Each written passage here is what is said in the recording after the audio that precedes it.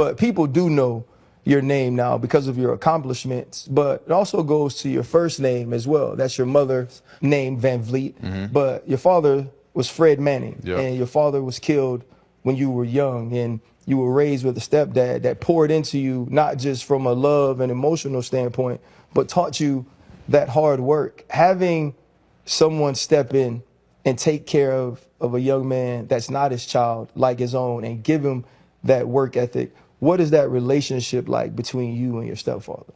Oh, it's great today. It was tough back then. You know, it was tough at first. Just being a stubborn, arrogant kid, you know, he really took like a ball of fire. You know, I was more emotional and just, you know, hot-headed back then, and he really just taught me how to be a man. And I didn't actually appreciate it until probably like my first year of college. You know, we butted heads all through childhood, and then when I went away to school, I got a greater appreciation for, you know, some of the lessons and things that he instilled in me. So it was cool, like, to see our relationship come full circle. But I mean, when I was 9, 10, 11, I hated him. Did you understand? Because you were young when your father passed. Right. Hell, do you remember it? And was that a pivotal point in your mind, in your life? Yeah, no, I remember it like vividly. That's the crazy part, and it tripped me out because, you know, my son is 4 now, so he wasn't much older than I was. You know what I'm saying? My dad was 29, so it's real similar. It's crazy, but I remember when it happened. I remember being numb. I remember them telling me, you know, how it happened. Like, I remember all my family reactions. Like, I remember a lot of it, but the biggest thing, the older I got, the more I realized how numb it made me. And unless you've been through tragedy, it's hard to like relate to it, but it just made me super numb to everything. And then it just was like, all right, I'm just focused on what I want to do. Did that make you the basketball player you are? Absolutely. And it gave me purpose too from an early age, because it was like, okay, if I go down this road, this is what's going to happen.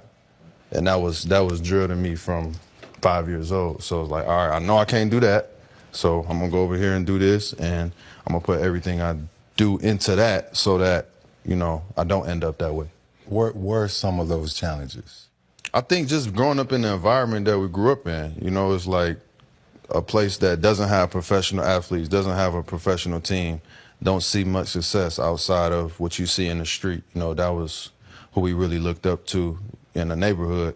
And so not being able to like physically see it in person. So really, we was brainwashed into not being like the people we knew. You don't want to be like that. And that's a weird way to grow up as a kid, to only use a negative example. But, I mean, it worked for me. I never wanted to be average, and I never wanted to end up like, you know, all of the bad stories that you end up hearing.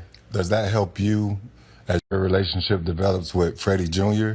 Does that help you sort of develop a mindset to say, I'm going to steer this direction as opposed to, you know, some of the things I've seen before in my upbringing? Yeah, absolutely. And it's, I mean, he gonna have a whole different world to live in than what I have, but more than anything, just understanding how much a kid can remember, and they learn by seeing. You know, they're gonna do what you do more than what you tell them to do. So just always, like, I get up early, I make him wake up with me, I make him get ready, I make him brush his teeth, wash his face, I take him to the gym with me. Like, we got a whole routine, and so it's just cool for me to be able to do that, you know, with my little one. Right.